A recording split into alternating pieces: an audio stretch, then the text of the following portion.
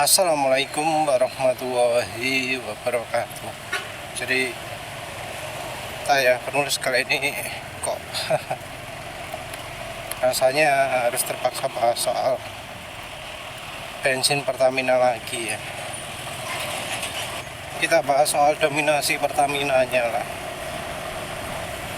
Jadi Pertamina kan sekarang ini wes jadi istilahnya satu-satunya aja yang boleh jualan bahan bakar di Indonesia. Swasta nggak boleh jualan di Indonesia. Dan sekarang kita sudah terang-terangan diberitahu bahwa Pertamina itu untuk bahan bakar itu impor. Dan satu-satunya yang boleh impor itu Pertamina. Ironi karena kita ini dibesarkan, disekolahkan dengan informasi bahwa negara Indonesia itu adalah negara penghasil minyak. Tapi iya, mengapa kok sekarang yang dimonopoli itu adalah impornya? Yang bikin jengkel itu adalah karena ya kita tahu sendiri lah, dibanding dengan ya bahan bakar luar negeri, bahan bakar Indonesia ini kualitasnya rendah. Saking rendahnya sampai ngerusak mesin bisa. Dan yang lebih parah lagi adalah karena sepertinya yang namanya Pertamina itu malas jualan bensin murah, malas jualan bensin yang terjangkau, inginnya jualan bensin yang harganya mahal, agak mahal. Masalahnya adalah bensin harga mahal tapi kualitasnya tidak sesuai dengan harga yang mahal itu. Yang repot lagi adalah karena ya mahalnya ini lebih karena terlalu banyak korupsi. No ASN dikorupsi. Hanya semua juga dikorupsi. Jadi yang ditanggung oleh masyarakat yo harga mahal dan ya korupsi yang nggak karu-karuan itu. Dan pemerintah kayaknya nggak ada usaha untuk menghilangkan Pertamina dari negara kita. Padahal Pertamina ini sekarang kan perannya cuma importer atau penjual minyak paling besar di Indonesia. Entah kenapa ya, kok pemerintah sendiri seperti nggak punya kuasa terhadap Pertamina. Kalau kita lihat, ya wis cerita yang sebelum-sebelumnya soal korupsi, soal apa gitu ya, jelas bahwa ya pemerintah itu nggak bisa ambil suara. Orang-orangnya Pertamina itu mbah kenapa kok bisa lebih sakti daripada pemerintah yang sedang menjabat saat ini. Kalau dari banyaknya omongan-omongan itu, ngomongnya yang dilakukan pemerintah adalah untuk kebaikan ya. Tapi kita nggak tahu baiknya di mananya gitu.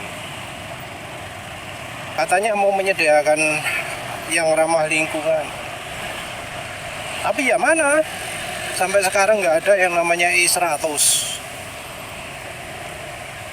Kenapa nggak ada? Karena nggak ada kendaraan di Indonesia yang bisa. Lagi pula ya, kita ini sebagai negara agraris, tetap ya, yang namanya beras itu impor, gula impor,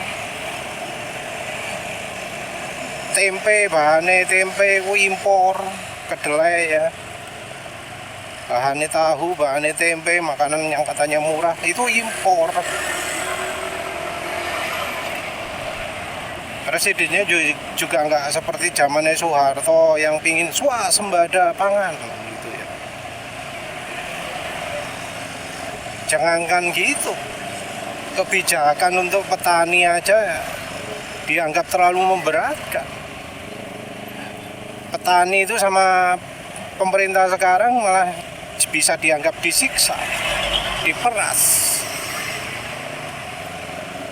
nggak dibantu. Mungkin ada cerita-cerita, oh petani kaya, tapi berapa persen itu? Ada berapa banyak petani yang nggak punya tanah sendiri? Gimana itu? Yang kerja jadi petani pun lebih memilih jadi buruh. Kenapa? Lebih menguntungkan jadi buruh daripada jadi petani. Pemerintah juga ya entah mengapa lah berusaha menghilangkan bensin RON 90 dari Indonesia. Katanya harus minim 92. Apa alasannya itu? Kan serba nggak jelas toh untuk RON 92. Kenapa kok harus 92? Kalau alasannya untuk lingkungan, ya buktinya sekarang Indonesia belum menerapkan euro yang terbaru. Kenapa terus harus menerapkan lingkungan segala? Kenapa kok? Ya kebijakannya separuh-separuh begitu. Kan kesannya pemerintah itu seakan-akan ingin ramah lingkungan.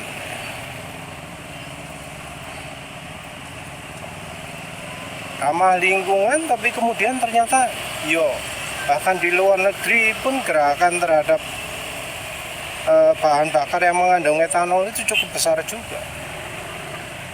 Yang ternyata kemudian setelah menggunakan bahan bakar yang ada campurannya etanolnya, jadi lebih boros, mesin lebih panas. Nah, mana yang baik untuk lingkungannya? Pakai bahan bakar yang katanya lebih ramah lingkungan, kok hasilnya kendaraannya jadi lebih nggak ramah lingkungan. Sing gendeng sopo. Kendaraan yang sekarang juga lebih ringkih terhadap yang namanya bensin beretanol.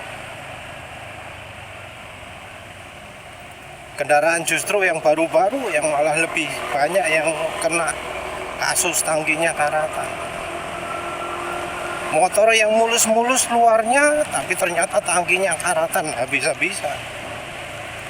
Dan ternyata gara-garanya salah satunya juga karena Pertamax dari dulu sudah mengandung etanol. Sekarang ini ya akhirnya sudah jelas ya bahwa Pertamina ini ingin memonopoli pangsa bahan bakar di Indonesia ini adalah untuk mencari keuntungan pribadi dari Pertamina, bukan untuk masyarakat. Jadi dulu alasannya menghilangkan premium demi untuk menghilangkan kebutuhan subsidi. Dulu alasannya cerita Pertalite mau dihapus adalah untuk membuat pemerintah tidak lagi merugi.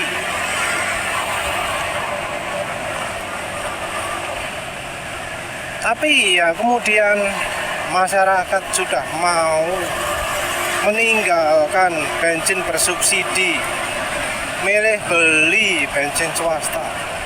Tapi ternyata swastanya juga dicegat. Yang pertama dicegat dengan membatasi kuota impor. Yang kedua ternyata disuruh kalau impor hanya bisa lewat Pertamax saja, Pertamina saja. Dan wes ya, kalau sudah ada langkah ini wes jelas-jelas bahwa semua hal yang katanya baik-baik di masa lalu untuk Pertamina ini omong kosong semua.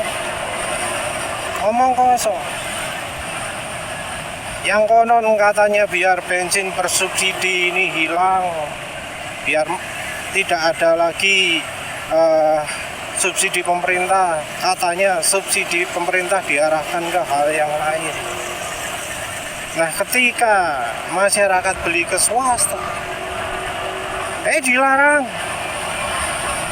Dan ketika swasta ternyata punya kuota ya, kemudian disuruh beli ke Pertamina.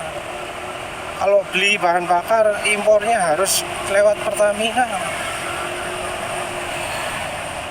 Lah memang apa istimewanya? Apa yang jadi nomor satunya Pertamina itu? Pertamina kan cuma sales toh. Jaringan pemasaran, jaringan penjualan dari bahan bakar yang diimpor dari luar negeri. Yang masalah itu adalah karena Pertamina sendiri orangnya gak becus. Karena beli barang impor tidak dapat harga murah, harganya dimahalkan. Ya. Terus kemudian kualitas barang yang dibeli itu buruk. Ono sertifikat, nggak jelas kualitasnya. Jadi kita ini sekarang sama Pertamina dikasih bensin yang paling buruk di pasaran. Terus Pertaminanya beli dengan harga sangat tinggi karena banyak sekali korupsi. Terus masyarakat disuruh nanggung. SPBU swasta ada, tapi nggak boleh masyarakat beli. Jadi dari sini sudah kelihatan jelas ya bahwa masyarakat ini mau diperas oleh orangnya Pertamina, dan pemerintah tidak melindungi masyarakat dalam hal ini. Pemerintah melindungi orang-orang kaya yang ada di Pertamina. Masyarakat disuruh ngeluarin uang lebih banyak demi untuk menghidupi koruptor-koruptor.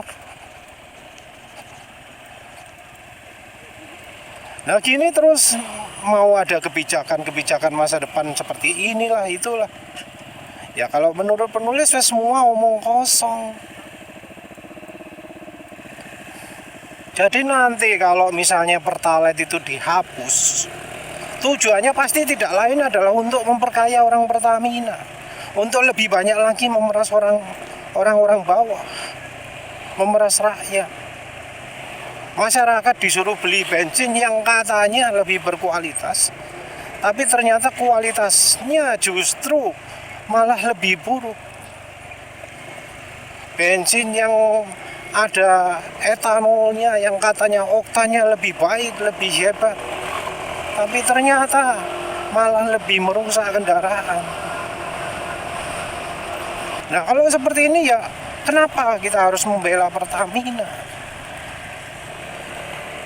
Nanti kalau Pertalite dihapus, tujuannya ya pasti bakal untuk cari uang lebih banyak lagi, bukan untuk yang namanya katanya menghilangkan subsidi. Karena apa? Karena ya sekarang saja masyarakat ada opsi beli bahan bakar selain dari Pertamina, tapi ternyata kan dihalang-halangi. Dari swastanya nggak boleh impor bahan bakar sendiri. Ini kan wis jelas kelihatan mata ya, kelihatan mata Pertamina itu nggak pingin masyarakat lepas dari cengkraman Pertamina. Gimana caranya masyarakat harus tetap jadi sapi perahnya Pertamina. Nggak bisa ngomong apa-apa ya soal hal ini ya. Karena wis ketok moto wis. Katanya untuk menghilangkan subsidi biar pemerintah nggak rugi. Tapi ya ternyata swasta dihalang-halangi, nggak boleh impor bensin bahan bakar sendiri. Padahal ya dulu ya ada namanya kebijakan pasar global. Masyarakat harus berkompetisi langsung dengan masyarakat internasional. Masyarakat Indonesia harus bersaing dengan pedagang-pedagang internasional. Dan sekarang sudah terjadi banyak industri di mana masyarakat itu kalah sama barang Cina terutama. Dan ini di banyak segi, dari sepatu, dari apalah itu ya. Tapi kenapa kok Pertamina-nya tidak melakukan hal yang sama? Kenapa kok persaingan global hanya dilakukan oleh orang-orang kecil saja? Kenapa Pertamina-nya nggak melakukan persaingan global juga di Indonesia? Kenapa kok Pertamina dilindungi? Apa manfaatnya melindungi Pertamina itu? Ya wis lah, itu saja. Terima kasih sudah menonton. Assalamualaikum warahmatullahi wabarakatuh.